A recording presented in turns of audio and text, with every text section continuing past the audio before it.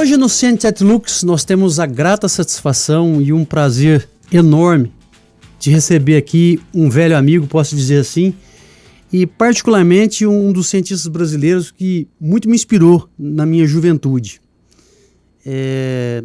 Estou falando do professor Norberto Cisne Coimbra, professor titular do Departamento de Farmacologia da Faculdade de Medicina da USP de Ribeirão Preto. O professor Coimbra é um dos grandes neurofarmacologistas brasileiros, né, tendo uma extensa linha de pesquisa, uma extensa história acadêmica, sobretudo junto do professor Brandão, do falecido professor Brandão, desenvolvendo aí bastante atividade nas áreas de neurociência e farmacologia, onde é possuidor de um extenso currículo, contribuindo aí fortemente para a pesquisa internacional, tendo publicado quase uma dezena de artigos científicos em revistas especializadas de grande prestígio internacional. Professor Coimbra, é uma enorme honra e um grande prazer recebê-lo aqui em nossos estúdios. Seja bem-vindo. Muitíssimo o honroso convite. Professor, podemos começar então a nossa conversa? Eu gostaria de fazer uma pergunta que lhe remete talvez aos seus primórdios, né? O professor Coimbra ele é médico, formado pela UFS, e logo depois adentrou aí a pós-graduação em neuropsicobiologia, na psicobiologia especificamente e tal. E dentro da sua carreira sempre se envolveu muito plenamente com neurociência e com farmacologia. Por que, professor, o professor escolheu essas áreas, neurociência e farmacologia, neurociências e farmacologia, e por que essas duas áreas, essas duas disciplinas, se entrelaçam tão perfeitamente? A minha jornada acadêmica se iniciou na Universidade Federal do Espírito Santo e eu fiz um estágio de iniciação científica no Departamento de Ciências Fisiológicas do Centro Biomédico. E inicialmente atuei junto a professores da fisiologia médica, da disciplina de fisiologia médica e depois de farmacologia. E o meu orientador, o professor Marcos Lira Brandão, ele pertencia à divisão de farmacologia desse departamento. O meu projeto de iniciação científica ele tinha uma característica interdisciplinar. Professor Marcos, resolveu estudar naquela época a conexão GABAérgica nigrotectal, nigrocolicular. E ele manipulava essa via neural por meio de neurotoxinas, destruindo os neurônios que originam a conexão, ou por meio de farmacologia, com agonistas e antagonistas de receptores GABAérgicos do tipo A, sobre o qual o neurotransmissor GABA era liberado e atuava para controlar as emoções. E aí nasceu minha paixão pela neurociência. Que interessante, né? Tá aí a importância grande da iniciação científica para os jovens que nos ouvem, né? Principalmente aí das áreas médicas e biológicas, da importância dessa experiência, né? Que ativa os jovens para diferentes disciplinas, né? E professor Coimbra, também durante a sua extensa experiência acadêmica, o senhor teve parte da sua formação feita na Universidade de Oxford, um dos centros mais prestigiados de pesquisa e de fomento de saber no mundo. Como que essa estada em Oxford, ou mesmo o restante da cadeira acadêmica, lhe aprimorou para visões científicas atuais, e como que essa experiência, especialmente em Oxford, lhe mudou a visão de mundo? Realmente eu fiz o meu pós-doutorado junto ao Pain Imaging Group, que na verdade logo que eu fiz o contato com a professora Irene Tracy, ela estava atuando no departamento de Human Anatomy. Quando eu cheguei a Oxford, já havia havido uma fusão entre o departamento de Fisiologia Genética e de Anatomia Humana. Uhum. E eu comecei a interagir com a equipe dela. O meu principal objetivo era fazer uma neurotractografia por tensão de fusão em seres humanos, em vivo, pois, e sem que eu precisasse remover o tecido encefálico, como a gente faz em animais de laboratório, para estudar as conexões neurais. O que eu comecei a estudar no departamento de morfologia, no início da década passada. E eu vi um grande desafio, não é? Porque eu sempre trabalhava em modelos animais de laboratório, e trabalhar com o ser humano era muito difícil. Primeiro porque o objeto de estudo falava e os nossos animais não expressam as suas emoções. Ficam sempre quietinhos, né? E isso aí foi o primeiro desafio, né? Nós tínhamos que lidar com várias questões inerentes ao ser humano e que nós não tangenciávamos no modelo animal. A possibilidade de poder tangenciar a mente humana por meio da neurotractografia por tensão de fusão foi fantástica. Isso abriu-se um novo mundo para mim. Muito embora eu não tenha publicado o trabalho de neurotractografia, o meu projeto tinha um caráter interdisciplinar. Então nós tínhamos o intuito de fazer um neurotraçamento em animais de laboratório. Eu faria isso no Brasil, na iminência da minha viagem, e eu já cheguei a Oxford com um artigo escrito, porque a parte comportamental em modelos animais foi feita principalmente no meu laboratório. E nós estudávamos o comportamento de defesa de ratos norvégicos submetidos ao confronto com crótalos duríceos terríficos, que é a nossa cascavel. Não poderia levar as serpentes para a Inglaterra. Então, eu, antes de viajar, fiz uma bateria de experimentos com a minha equipe, e nós estudávamos na época um efeito do tipo panicolítico de antagonistas opioides. A minha intenção seria estudar a ação desses fármacos no ser humano e, além de estudar as redes neurais implicadas na ação farmacológica dos antagonistas opioides no comportamento de defesa, o meu intuito era estudar um fMRI, uma ressonância magnética funcional no momento em que o fármaco atuasse no sistema nervoso central. Mas essa faceta do trabalho ela não pôde ser desenvolvida a contento, e porque eu tive que interromper o meu estágio e voltar à minha equipe após um ano de estada na Universidade de Oxford. Interessante, professor. E é justamente a minha próxima pergunta, é esse estabelecimento dos estudos, né? O laboratório do professor ele usa uma modelagem que usa a exposição do rato a um dos seus principais predadores, que no caso representado pela cascavel, onde são estudadas, né, onde é estudado, né, o comportamento defensivo e agressivo em situações de perigo, né? Por que estudar o comportamento agressivo e defensivo, ainda que em animais, professor, é importante para que a gente venha entender a participação desses comportamentos em transtornos mentais humanos, claro, como a ansiedade generalizada e a síndrome do pânico? Na verdade, o modelo de confronto entre potenciais presas e serpentes de nossa fauna foi um objetivo, foi criado com o intuito de podermos ativar o sistema límbico que organiza as emoções como um todo. Porque desde a minha iniciação científica, mesmo no mestrado e doutorado, eu abordava o neuroeixo, o sistema nervoso central, mas pontualmente. Então eu canulava, introduzia um eletrodo numa dada estrutura, como a substância isenta periaquedutal, hipotálamo medial, e fazia estimulações locais. E eu queria estudar de uma maneira mais ampla a ativação límbica, exatamente para entender melhor a ação dos antagonistas de receptores opioides no sistema límbico e paralímbico, gerando um fenômeno do tipo, um comportamento, né, do tipo ansiolítico e panicolítico.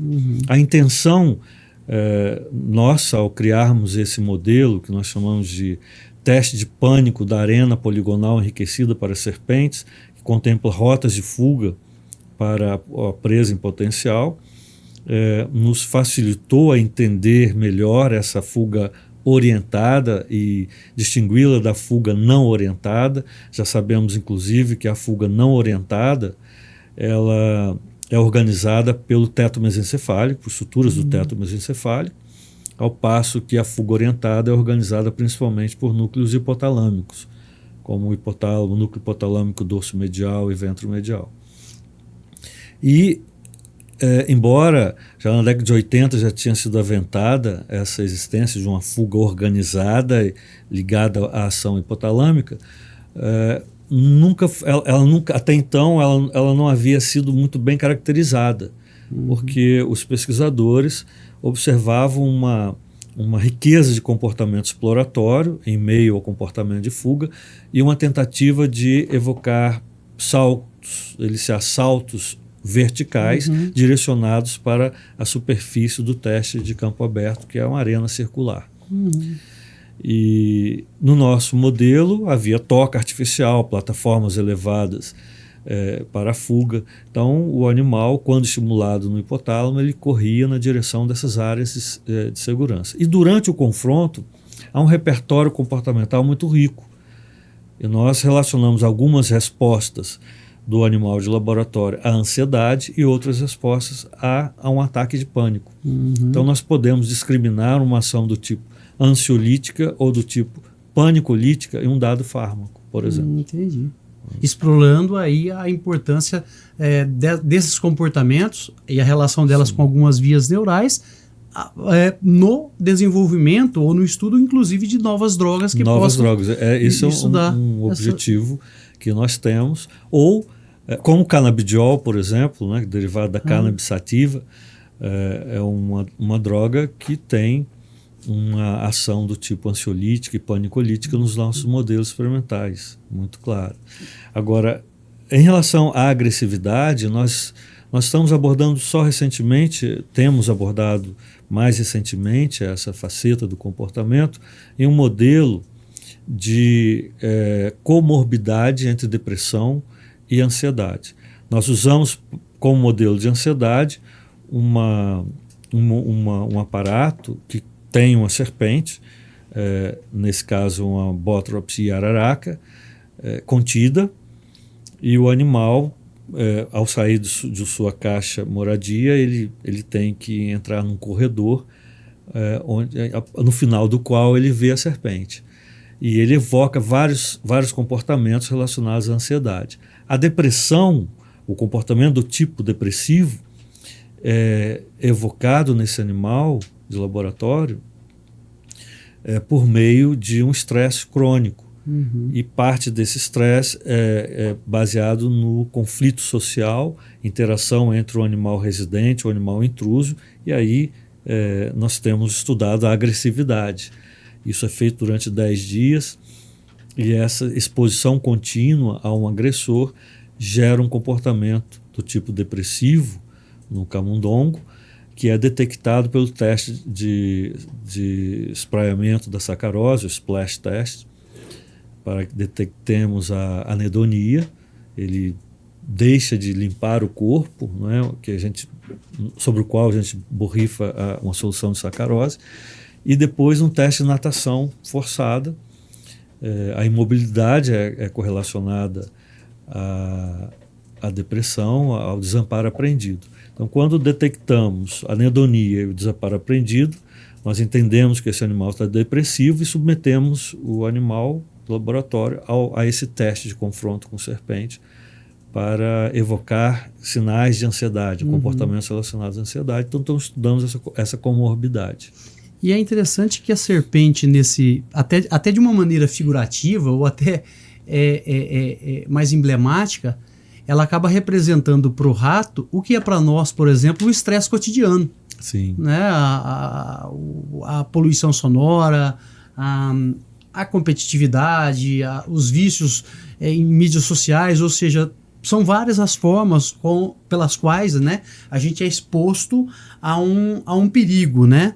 É claro que isso mudou muito ao longo da nossa evolução, porque antigamente a gente era exposto à onça ou a outros animais, ao lobo e etc., que acabaram ficando distantes, né? E que agora foram substituídos por outros agentes estressores, né? Hoje o nosso maior predador é o próprio homem. Até uma expressão em latim que diz homus lupus hominis.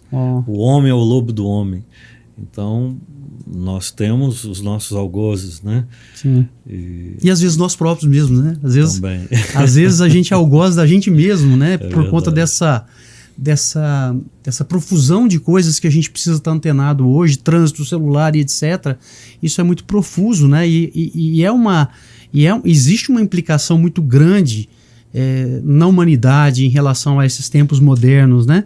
E também uma coisa interessante é que um pedaço dessas pesquisas, professor, me remeteu muito a um entendimento de uma relação muito próxima que o medo tem com dois comportamentos que parecem ser muito distantes. Ou a fuga, ou você deixa de encarar o problema, ou a agressividade, você briga com ele.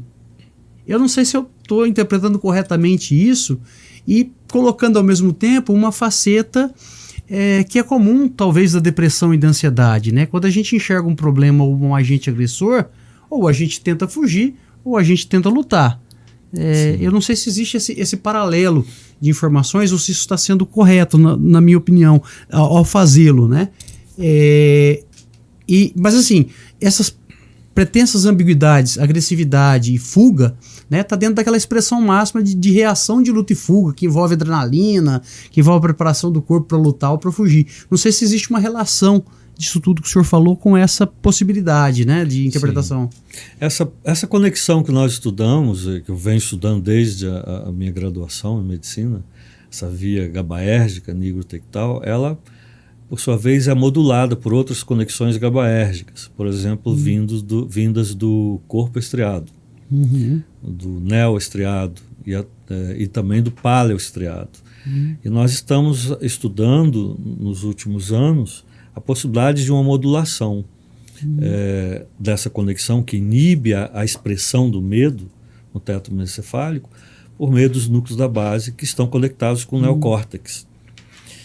Então, em meio a um comportamento de fuga, nós podemos aumentar a atividade da via nigrotectal, ou por uma conexão córtico-nigral direta, ou por meio de uma conexão excitatória córtico-palidal, que vai ativar uma via inibitória pálido-nigral e que desliga essa inibição do teto encefálico. Se essa inibição é desligada, o medo aumenta.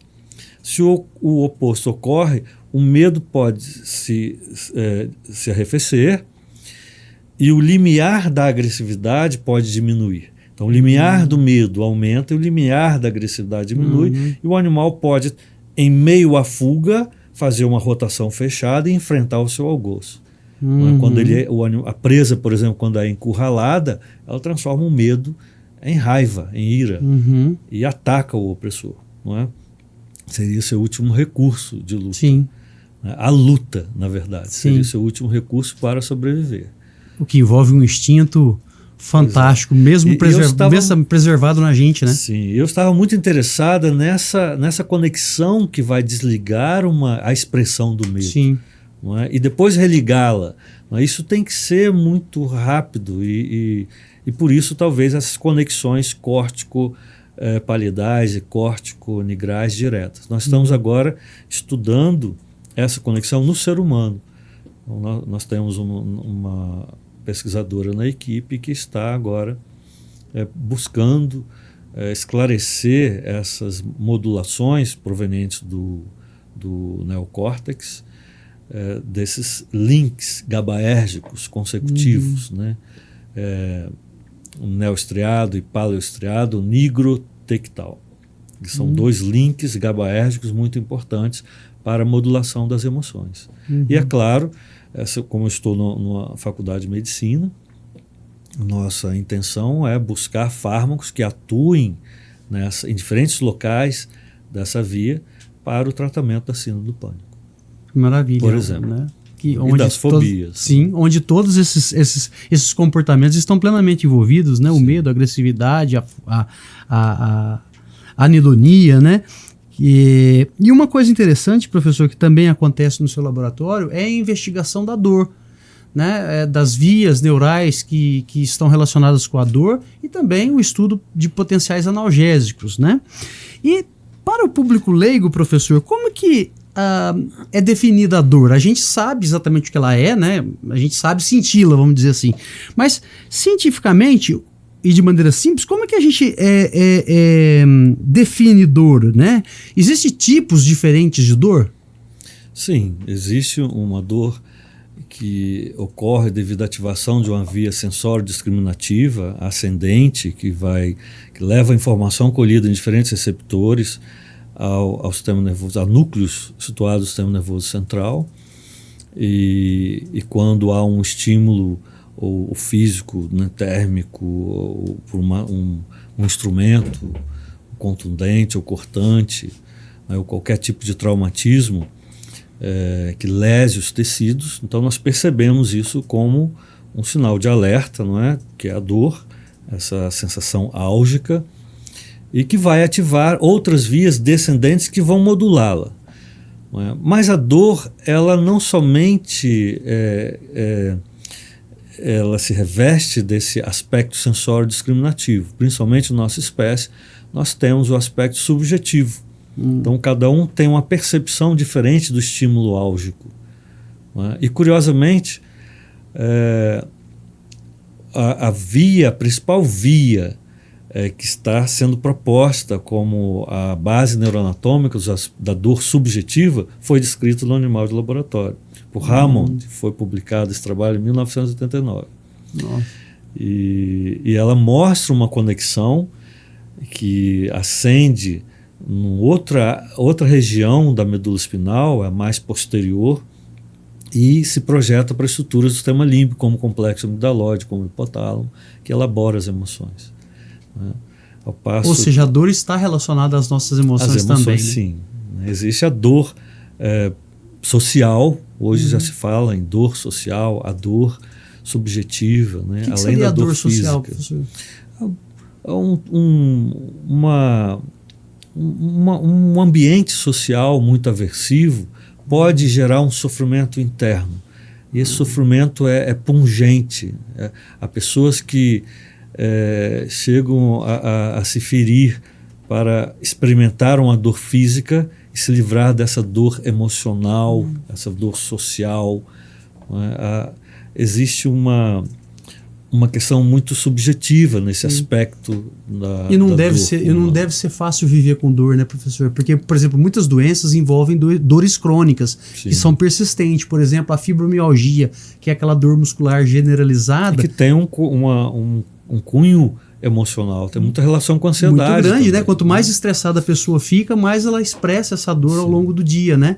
E está muito relacionada à depressão e ansiedade também, né? Porque normalmente pessoas com fibromialgia, elas têm um índice aumentado de depressão e ansiedade, imagino, né? Sim. E por isso estamos estudando as comorbidades. Entendi. Nós temos um modelo animal de indução da dor crônica, dor neuropática crônica, consiste na secção do nervo esquiádico.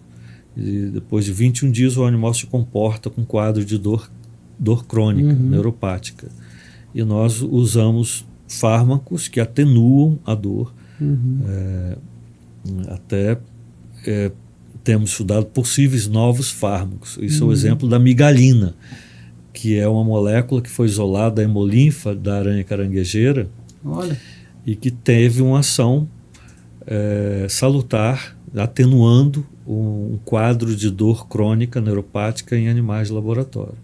É assim que esse tipo de experimento é que inspira a criação de novos fármacos. Sim, isso é muito interessante. E estudamos a comorbidade entre dor neuropática crônica e depressão, por exemplo, e epilepsia, ansiedade, em modelos animais.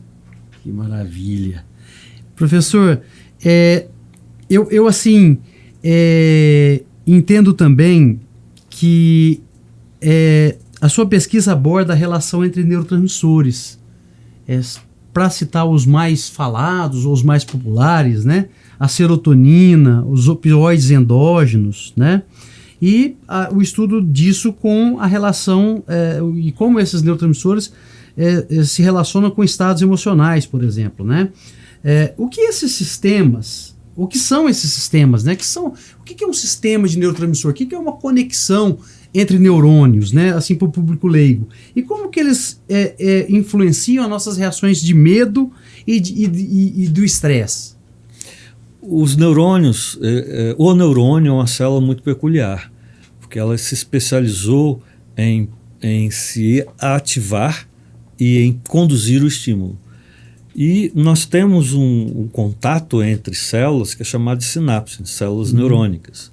A sinapse, ela é um espaço de 200 angstroms entre uma célula pré-sináptica e uma célula pós-sináptica, entre uma membrana pré-sináptica e uma membrana pós-sináptica. É sobre essa fenda que são liberados os neurotransmissores. O neurotransmissor é a palavra do neurônio.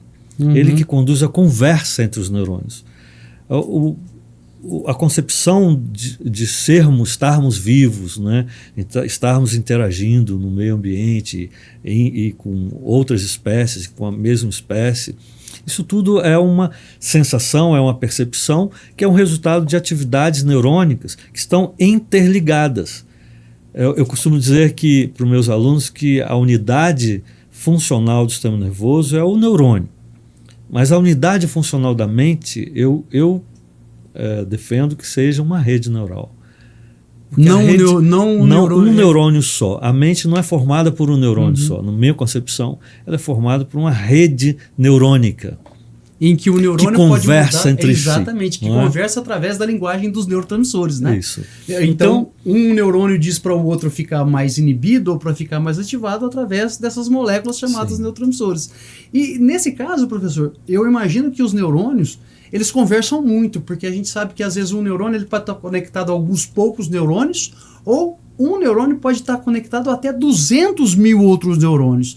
Então eu acho que a play de comunicação entre eles, e como eles se comunicam, moldam, por exemplo, a nossa memória, o nosso aprendizado. É assim que a gente aprende, é assim que a gente memoriza? Eu entendo dessa forma. Agora, existe um fenômeno chamado neuroplasticidade. O neurônio pode se modificar, as sinapses podem ser modificadas, sinapses químicas, elas sofrem um processo de reorganização.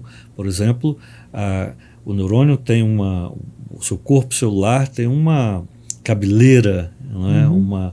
É como se fossem raízes, né? Que se chamam dendros, a raiz em grego, né? Os dendritos, eles são a principal parte receptora dos neurônios. Né? E durante a neuroplasticidade há um aumento de arborização dendrítica, há a formação de espinhas dendríticas para aumentar a possibilidade de formarem-se novas sinapses. O cérebro é uma entidade própria, né? Eu acho que ele tem um mistério muito intrínseco. E seria esse... Ele estuda a si próprio. Sim, exatamente. Isso é interessantíssimo isso, né? O cérebro estuda a si próprio, né? E seria esse o século do cérebro, professor? Eu acredito que sim. Porque talvez ele seja um órgão menos conhecido, né? Sim, seguramente. Professor, também, nos últimos anos, a optogenética tem revolucionado a neurociência. O que é esse método? A optogenética ela é baseada na estimulação de células neurônicas pela luz. Olha. Então, a transfecção por vírus que vão mudar a atividade de alguns canais iônicos. Nós podemos manipular uma via, fazer um neurotraçamento, que seria uma utilização de algumas moléculas que preenchem os neurônios e essas moléculas elas estão ligadas a um fluoróforo, por exemplo, que quando bombardeados por um determinado comprimento de onda emite uma luz, ou vermelho, ou azul. E nós podemos, com a optogenética, ativar alguns canais excitatórios ou inibitórios e estudar a atividade da via. Mas isso pode ser feito também com ferramentas mais clássicas, como a farmacologia, como a neurofisiologia. Eu posso também implantar ultramicroeletrodos, estimular neurônios e inferir qual é a função do núcleo ou do subnúcleo onde ele está localizado. Eu posso lesar por meio de uma microinjeção de uma neurotoxina e estudar o efeito da diminuição desses neurônios num dado comportamento. Ou seja, oportunizando uma lesão cerebral. Ou eu posso bloquear receptores sobre os quais agem um dado neurotransmissor ou neuromodulador e inferir qual é o papel daquele subtipo de receptor, por exemplo, um receptor GABAérgico tipo A, um receptor serotoninérgico do tipo 2, 2A, 2C, etc.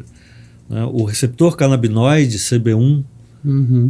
E eu posso, então, entender, essa é a grande essa beleza, conversa de neurônios, beleza, não, da farmacologia como uma ferramenta em neurociência. Dúvida. Não é? E eu posso, então, estudar a ação de uma dada... Eu posso mapear a conexão com a técnica neuroanatômica clássica, eu posso estudar a ação dessa projeção num dado comportamento, ou na dor, por exemplo, no controle da dor. Eu posso estudar o tipo de neurônios, o tipo de neurotransmissor que esse neurônio contém e libera na fenda sináptica, estudar o tipo de receptor sobre o qual esse neurotransmissor atua. Isso por meio de neurotraçamento e imunistoquímica, por meio de farmacologia clássica e por meio da optogenética. Que interessante. Professor, por exemplo, como neurocientista, o que o senhor pensa sobre a inteligência artificial? O que ela poderá moldar o nosso futuro? Como as redes sociais vêm modificando os nossos comportamentos atualmente? Eu sei que acabei misturando aí uma série de assuntos, mas a inteligência artificial ela tem uma implicação muito grande futuramente para a nossa sociedade, né? Como que o senhor enxerga a inteligência artificial e como as redes sociais vêm influenciando os nossos comportamentos? Eu lembro de uma frase do Nicoleles, né, que ele diz assim que essa inteligência artificial ela não é nem artificial, não é nem inteligente, né? O que o senhor pensa sobre isso? Como todo o avanço tecnológico criado pelo engenho humano, ela pode ser usada para o bem e para o mal. Não é? Na área acadêmica, é inquestionável esse novo recurso, né? A utilidade desse novo recurso. Mas eu tenho um pouco de receio, por exemplo, de alunos deixarem de ler para usar a inteligência artificial como uma ferramenta para escrever uma monografia, uma dissertação, uma tese. Esses meios de comunicação social por meio dessas mídias, eles já estão embotando a mente do jovem. Não é? Ninguém lê mais, ninguém compra livro. Você fica ali perdendo tempo naquelas bobagens, né, de vídeos curtos. Como consome tempo isso? Isso consome tempo, e um tempo precioso que poderia estar sendo utilizado para criar coisas novas, para leitura, ampliar os horizontes. Eu vejo que muitas vezes o aluno não quer ler. Ele se baseia só nessas mídias. O que acaba contribuindo muitas vezes para uma profusão de fake news, né? De oportunistas nisso ou naquilo, né? Agora tem o seu mérito. Por exemplo, na arqueologia, não é? Nós estamos vendo notícias de que a inteligência artificial está traduzindo inscrições antiquíssimas e que nenhum arqueólogo ou linguista conseguiu êxito em traduzi-las, né? Já vi aí alguns exemplos de como elas podem ser usadas nesse sentido, não é? É claro que surge aí um certo temor do que será no futuro, né? Até que ponto o homem vai se deixar levar pela facilidade que essa nova tecnologia está trazendo e até que ponto nós vamos nos deixar ser controlados por essa inteligência artificial. Sim. Né? E até que ponto isso poderá evoluir. Uhum. Né? Em si mesmo, né? E em evoluindo, qual será a conclusão que ela pode elaborar aí da nossa presença nesse planeta? De repente a gente pode chegar na triste conclusão que erramos. Pois é. Eu não sei, eu tenho medo, um pouco de receio no futuro, no que se refere a essa inteligência artificial. Sim. Agora, quando nós pensamos em exploração espacial, isso é formidável. Né? Sim. A potencialidade da inteligência artificial em conduzir estudos em outros planetas, né? No nosso próprio sistema celular, no futuro, sistema solar, no futuro, eventualmente, quem sabe, né? Nós vamos conseguir fazer mineração em outros planetas, utilizando a inteligência artificial. Sim. E aqui no próprio planeta, será que nós não poderíamos usar a inteligência artificial para descobrirmos novas maneiras de interagir com o meio ambiente sem destruí-lo, como nós estamos fazendo? Porque a nossa inteligência orgânica, ela está sendo destrutiva. Se nós nos colocamos aí no ápice da cadeia evolutiva por causa dessa inteligência, isso é um contrassenso, porque nós usamos a inteligência para construir armas de destruição em massa. Isso é um absurdo. Isso nunca poderia ter sido cogitado. Não é?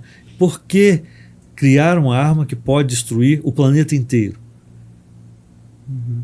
E a inteligência artificial agora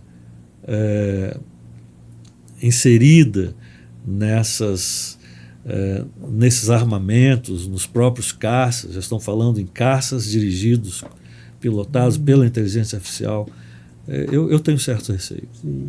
Eu temo o futuro. E as mídias sociais estariam nos deixando doentes, professor? Talvez? Acredito que sim.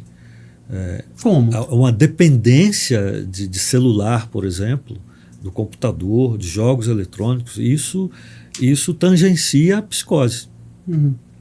Então já se fala em um comportamento do tipo psicótico em jovens que estão viciados, né, em mídias eletrônicas. Inclusive considerando a abstinência disso, né? Sim, quando você fica impedido de utilizar, muda o seu comportamento, né? Muda o comportamento do jovem, se torna até agressivo. Sim. Então essa é uma dependência que pode ser correlacionada à dependência química.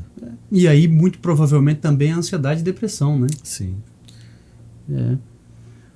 Professor, voltando aí na questão da inteligência orgânica, dessa nossa inteligência, e até um pouco antes disso, né? Lembrar dessa relação da nossa dependência de celulares, né? Porque hoje tem sido cogitado a microchipagem cerebral, né? Que seria aí é como se a gente agora colocasse o celular dentro da própria cabeça e não usasse ele mais com o dedo, né?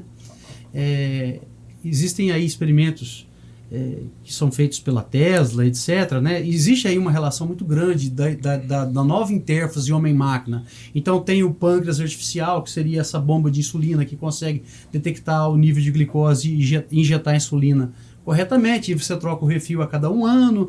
Você tem aí microchips que tentam bloquear a crise convulsiva no epiléptico, e você tem talvez agora, para viajar um pouquinho na linguagem mais jovial, né, e também até para ser um pouco ficcionista, será que talvez um dia o chip do celular estará na nossa cabeça, e ao invés de digitar o nome de uma pessoa para poder gravar um áudio, eu acesso a essa pessoa e de repente troco uma mensagem com ela através de uma chipagem cerebral?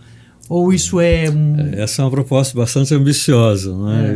Isso já foge um pouquinho do meu know-how, mas eu acho que essa interface entre a eletrônica e a parte orgânica, ela é bastante salutar, por exemplo, para o tratamento do lesado medular, né, de ativação ou inativação de alguns núcleos, subnúcleos, que possam minimizar os efeitos de uma síndrome hipercinética, como a que ocorre por lesão de núcleos da base. Isso é bastante interessante, mas precisamos ver como fica a questão do dispositivo no tecido encefálico. Não é tão simples, né? Eu me lembro de um professor Ciro, da Universidade de São Paulo, que testava uns túbulos biodegradáveis para tentar manter uma conexão que foi interrompida. Na medula, por exemplo, depois de um acidente? Sim, por exemplo, na medula espinal, para que houvesse tempo suficiente para que houvesse uma reconexão e o tubo desaparecesse ao longo do tempo para não lesar a nova conexão. E o grande desafio dele era... E ali ele injetava fator de crescimento neural para tentar estimular a conexão. E o grande desafio é manter o tubo presente por tempo suficiente para que houvesse a conexão e fazê-lo desaparecer logo após isso para que ele não passasse a lesar, né, a conexão recém-formada. Que legal. E isso é muito mais simples, sim, não é? Sim. Agora imagine um dispositivo eletrônico inserido no sistema nervoso central, cronicamente. Sim. Então nós não sabemos qual é esse tipo de material. Qual vai ser a receptividade, né? Isso. Como que ele interagirá com o tecido nervoso sem lesar. Uhum. Eu me lembro, você falou em estimulação nervosa para tratar a epilepsia, né? Então existe o professor Hélio Machado, ele muitas vezes ele colocou eletrodos de estimulação do nervo vago em crianças com epilepsia refratária ao tratamento farmacológico. Uhum. E a criança, quando ela tinha a aura da crise epiléptica, ele batia um sensor que era como se fosse um relógio no peito, onde estava uma bateria que gerava um estímulo elétrico que estimularia o nervo vago e isso abortava a crise convulsiva. Fantástico esse dispositivo, né? Já é uma interface, né, entre a máquina e o organismo, modulando a atividade encefálica na iminência de uma crise epiléptica a ponto de abortar a crise. Eu acho fantástico isso. Então, nós não podemos ser tão taxativos e dizer que isso não é recomendável, né? Acho que é impossível. Embora o meu raciocínio e os meus exemplos sejam mais simples, mas isso é um passo. Sem dúvida. É um passo que está gerando algum efeito interessante em neurologia. Sem dúvida. E é engraçado, né, professor? Porque aí isso mistura um pouco de novo com a epigenética, né? Ou seja, a optogenética, desculpa, antes disso, né, que a gente já havia conversado. Então, quer dizer, você pode, através de um equipamento, promover um estímulo elétrico e estimular um neurônio ou inibir um neurônio, a depender da situação. Você pode usar uma luz ou um comprimento de onda específico, com cores diferentes, para ativar neurônios. Isso acabou me lembrando, né?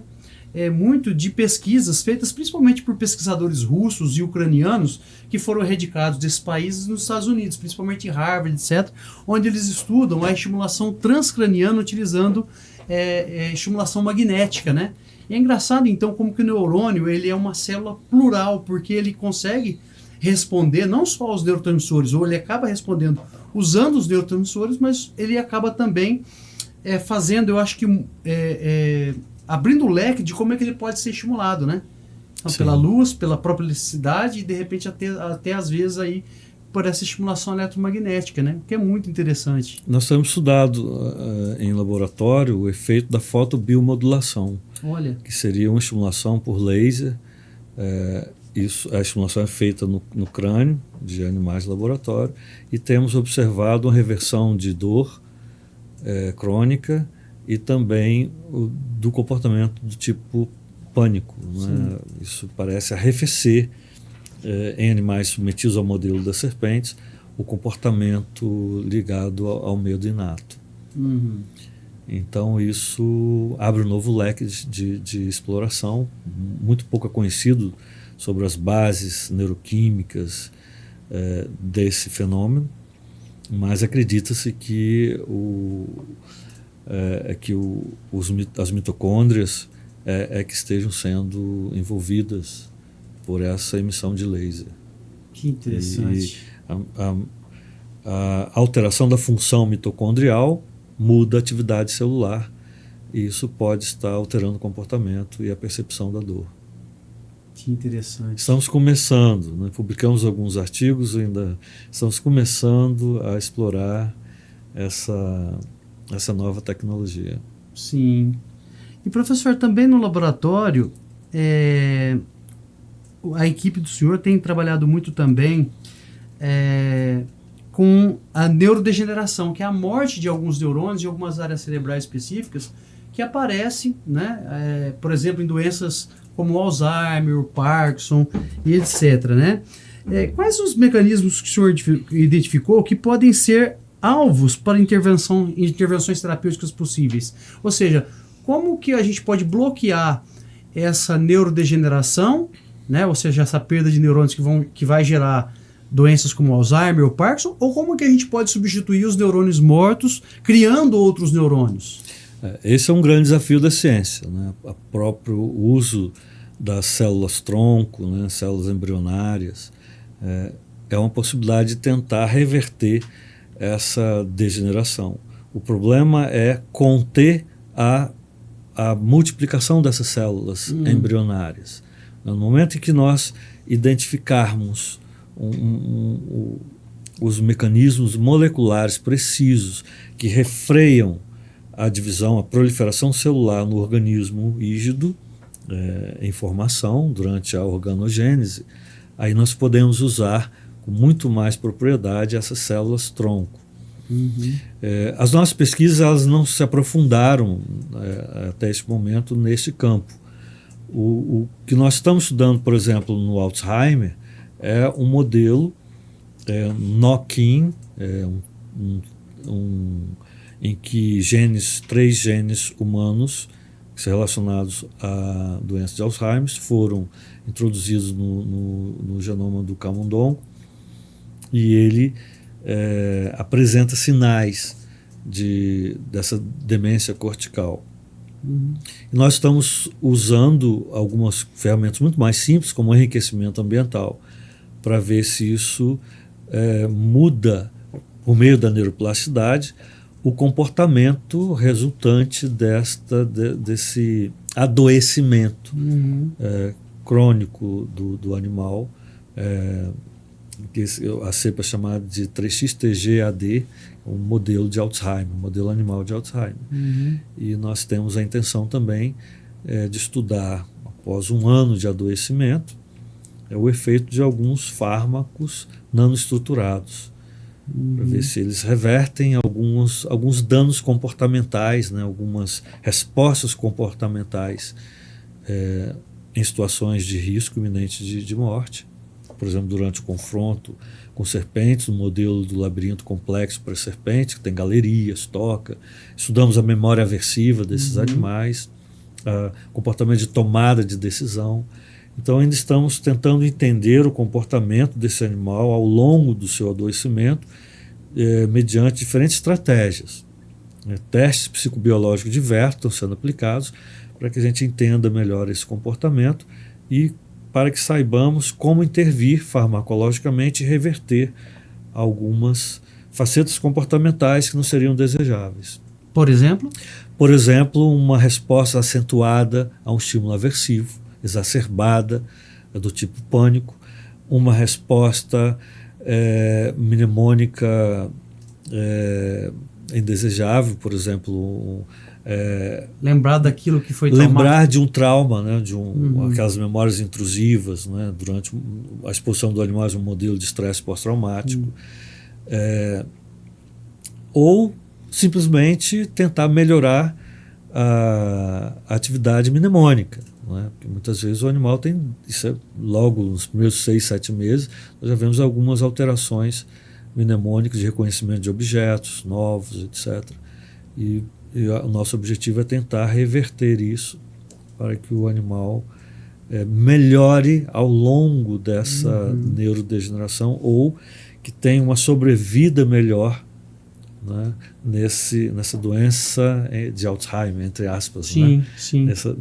Nessa alteração comportamental similar a que alguns pacientes com Alzheimer apresentam. Sim, muito interessante, professor. A gente fluiu aí, talvez não o mais objetivamente, por diferentes áreas da neurociência, da farmacologia, etc., mais no hard science, vamos dizer assim, né?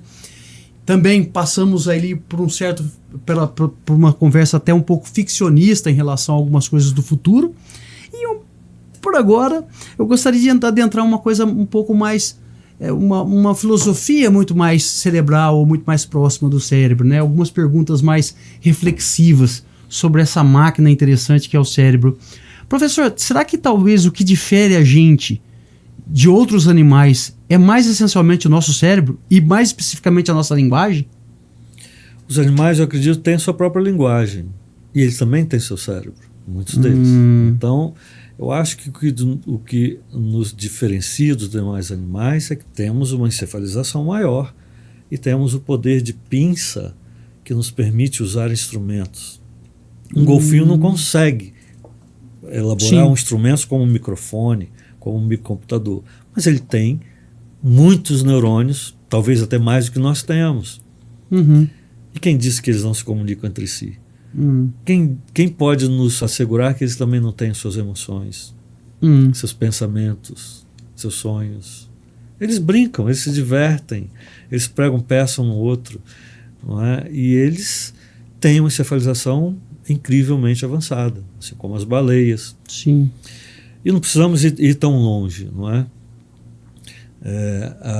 Mesmo animais com uma encefalização menor, eles têm interações sociais muito complexas. O próprio lobo, né, durante as caçadas, ele se organiza de uma forma bastante salutar para atingir seu objetivo.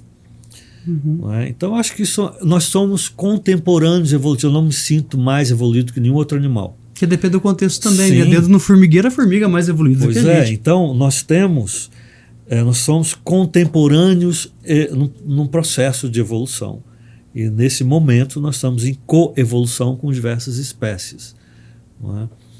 Mas seguramente as nossas redes neurais, elas nos propiciam um ampliar de horizontes inimaginável. Então, porque é interessante, né, dessa questão da linguagem, que é uma coisa que, de certa forma, nos diferencia, porque eu digo assim, né, que a gente vive vários cérebros ao longo do tempo, né? Então, por exemplo, a gente acorda e não precisa inventar o carro porque algum cérebro já inventou antes da gente, né? E aí essas descobertas da ciência, elas foram passadas. A transmissão da cultura é algo extraordinário em nossa espécie, não é? Mas isso não significa que os outros animais não possam transmitir cultura. Já fizeram experimentos com macaca mulata em praias, em que eles aprenderam a lavar arroz, a salgar a batata, e as fêmeas que aprenderam isso ensinaram para sua prole. E depois de um tempo, toda a comunidade não comia mais arroz com areia, não comia mais batata sem ser salgada. Isso foi um aprendizado, foi transmitido para a prole e para os demais. Olha. Então eles também têm a forma de transmitir sua cultura. Sim. Não é? Mas nós temos os nossos livros, as nossas mídias, os computadores onde possamos registrar, e o mais interessante hoje é acessar rapidamente esse acervo. Então, isso nos diferencia bastante das demais espécies. Olha. Mas eu sou contra negar às demais espécies muitas de nossas características encefálicas. Não é? Até o pensamento eu não negaria, nem o pensamento. Olha. Hoje, pode ser mais rudimentar, eu me lembro da professora Annette Hoffman, do Departamento de Fisiologia da Faculdade de Medicina de Ribeirão Preto, em que estudava os sinais de dor em peixes. E ela, inclusive, demonstrou um fenômeno de analgesia opioide um determinado experimento que ela fez. Na hora de publicar, ela encontrou dificuldade, porque os próprios cientistas, especialistas no comportamento de peixe, em fisiologia do peixe, negavam ao peixe a capacidade de sentir dor. Ela não podia usar essa palavra. Por quê? Quem disse que peixe não sente dor? Por que não sente dor? Tem uma reação, é um sinal evolutivo para ele se defender. E você percebe quão cruel é a pescaria? Mesmo pesca e solte. Sim. Quantos anzóis estão presos na garganta desses animais, não é? Gerando um sofrimento, uma dor crônica. Às vezes ele até pode morrer por causa disso. Sim. Porque a ciência nega ao peixe a capacidade de sentir dor. Porque economicamente é interessante manter essa visão de que os peixes não sentem dor. Sim. Então, eu acho que nós temos que respeitar os animais como nossos colegas evolutivos. Não é? E precisamos encontrar meios, assim como há as comissões de ética, para coibir o uso excessivo de técnicas pungentes, que geram muito sofrimento em animais de laboratório, garantir a anestesia, garantir o bem-estar do animal de laboratório. Nós temos que ter a mesma iniciativa nas fazendas, nos matadouros, que pudéssemos parar de comer carne, não é? Porque o sofrimento dos outros animais, eles devem ser respeitados, assim como temos o cuidado de evitar o sofrimento humano. Sim. Não é? Então, essa notícia de volta à caça às baleias, por exemplo, para mim foi algo inaceitável. Sim. É interessante como que né, essa relação que a gente faz entre as espécies acaba gerando reflexões muito interessantes até sobre nós mesmos, né? E quando, por exemplo, a gente faz o estudo de animais, na modelagem animal, transferindo muitos comportamentos que eles têm, né, para que a gente entenda os nossos próprios comportamentos. Então, quer dizer, a própria neuroetologia, né, que é o estudo do comportamento animal, acaba fazendo essa relação, né, muito precisa entre as espécies, né? Ou seja, um animal ele sente medo como a gente sente, né? Ele estressa como a gente ele enfrenta ou foge do estresse como a gente também faz, né? Então eu acho que é uma grande bola de conhecimento, vamos dizer assim, né? É a área que o professor estuda. Eu acho que é fantástico isso, essa capacidade de relação, né? E essa reflexão interessante sobre os nossos parceiros evolutivos, né? E professor, em relação aí, talvez, a questão das neurociências no Brasil, né? Como o senhor vê o futuro da pesquisa em neurociência no Brasil? E quais áreas o senhor acredita que serão mais promissoras nos próximos anos? Né, se a gente pensasse um jovem médico que quer adentrar para a neurociência, é claro que é difícil dizer essa é melhor do que aquela, mas não é isso. O que talvez fosse o spot, né, o quente daqui em diante, e como o senhor vê o futuro da neurociência brasileira? Eu acho que enquanto houver uma disposição de nossos dirigentes em investir em ciência, nós temos a oportunidade de avançar e aprofundar os nossos estudos. A neurociência é importante para o entendimento do funcionamento do nosso encéfalo, nosso sistema nervoso, para que possamos entender um pouco melhor a mente humana, para que possamos tratar as doenças mentais, as doenças neurológicas, neurodegenerativas, com mais propriedade, possibilitar a descoberta de novos fármacos. Então, eu acho que na minha área, na medicina, uma interface interessante seria a robótica, não é? Essa tecnologia interagindo a física, a mecânica, a medicina. Então, há robôs que já operam junto com a equipe médica. E isso é um avanço, não é? Eu acho que isso pode ser o futuro da neurocirurgia, não é? Mas isso não substitui o homem, né? Substitui o homem, né? Não significa que o neurocirurgião não possa estar ali, não deveria estar ali. Eu acho que Ou de repente até ele tem que ensinar o robô, né? também, não é? Mas é uma interação interessante, não é? Sim. Talvez, e já está acontecendo, não é? Já existe o robô no centro cirúrgico, Sim. não é? Existe a possibilidade de um bombardeamento por raios gama feito por robótica no interior de um tumor com o nível de energia suficiente, apenas suficiente para destruir as células do tumor e nada mais. Não as células saudáveis. Isso é fantástico, né? Não é? Isso é fantástico. E é um exemplo de como a física interagindo com a medicina, não é? Traz aí um avanço extraordinário nos procedimentos médicos. Não é? Uhum.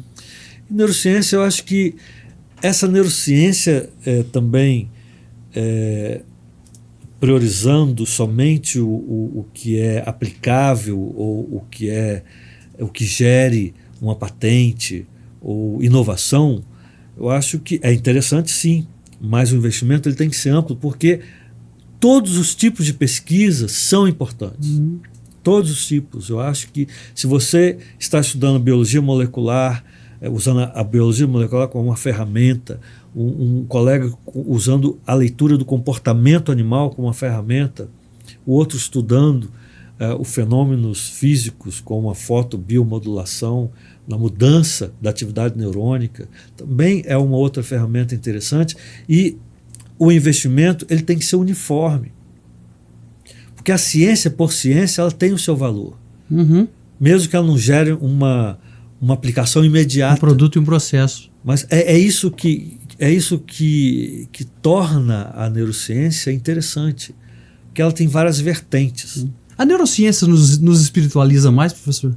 Talvez que por que não? Hoje, com o estudo das drogas psicodélicas, já se tenta fazer uma correlação entre o efeito espiritual, por exemplo, da ayahuasca, o seu possível efeito terapêutico. Então, moléculas que são danosas em doses muito pequenas podem gerar algum efeito farmacológico salutar. O que está faltando hoje é entendermos melhor esses mecanismos de ação e como se dá precisamente esse efeito farmacológico. Não é? Mas eu estive num congresso internacional no ano passado, em um simpósio sobre os psicodélicos, e na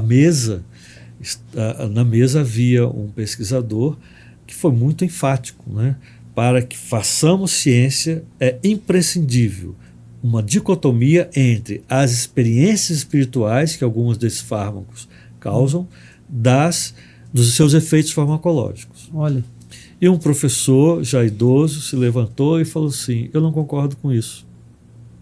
Porque nós não somos só uma massa de células. Nós temos uma faceta espiritual. E se um desses psicodélicos tangencia tanto o aspecto espiritual do ser humano como o aspecto orgânico, suas redes neurais, por que não estudar a fundo essas duas potencialidades? Até porque... Porque o homem não é só o corpo.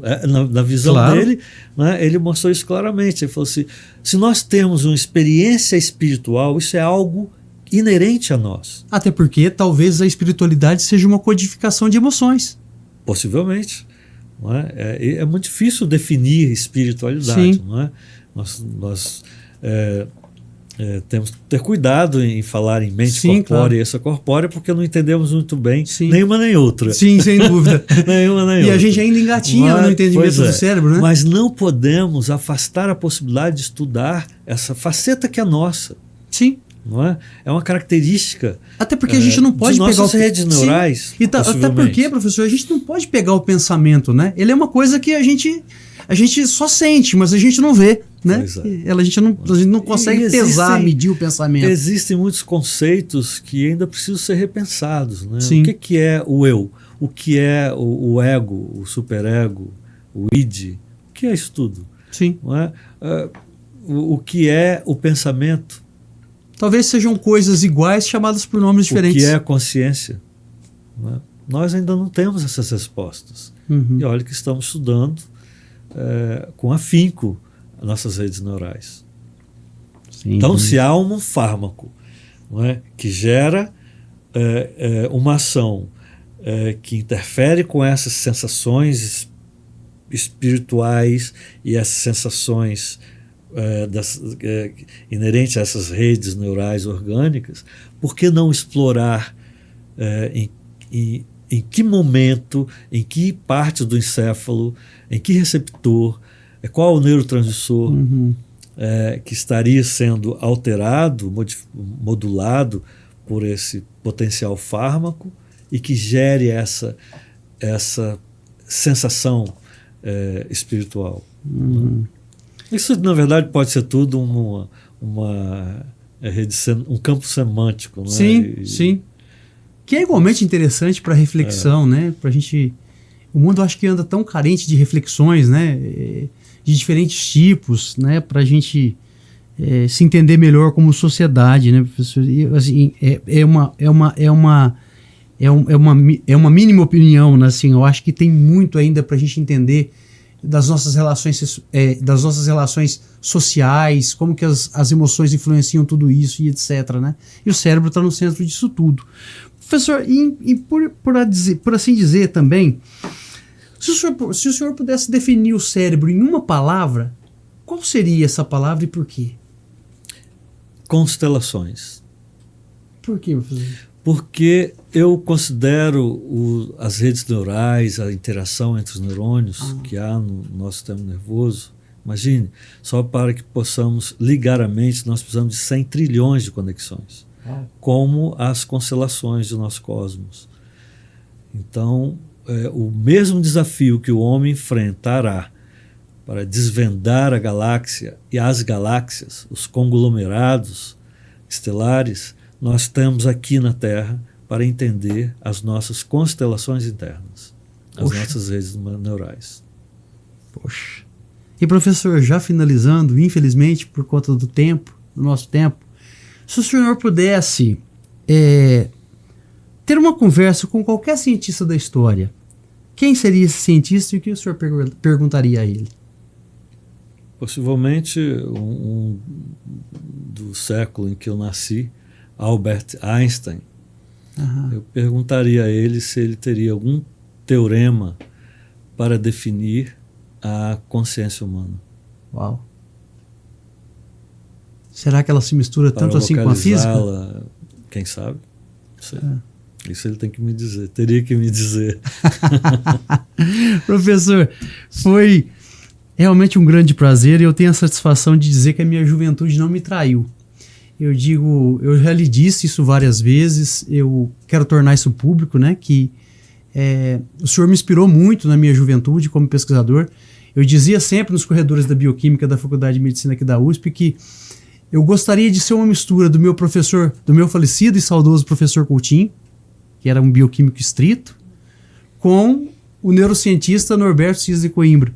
Muito obrigado. Eu acho que são inteligências diversas, bem diversas, mas que se conversam muito plenamente. A forma de pensar do senhor e a forma de pensar do professor Coutinho eram realmente contagiantes. Sempre foram contagiantes, né? E eu gostaria de tornar isso público, lhe agradecer enormemente por essa honra e por esse enorme conteúdo que o senhor trouxe aqui pra gente. Eu sabia, né, Eric, que ele nessa vasta experiência acadêmica ia trazer algo bastante poupudo e rentável para a gente aqui, para que a gente pudesse ir muito além até do hard science. Quando eu pensei em convidá-lo, um dos pensamentos também foi porque eu entendi que o professor Norberto ia render bastante sobre esses pensamentos diferentes, o pensamento mais humanizado, um pensamento mais reflexivo sobre ciência e o dia a dia do cientista. Muito obrigado, professor, e muito obrigado pela sua importante contribuição na ciência brasileira. Muito obrigado.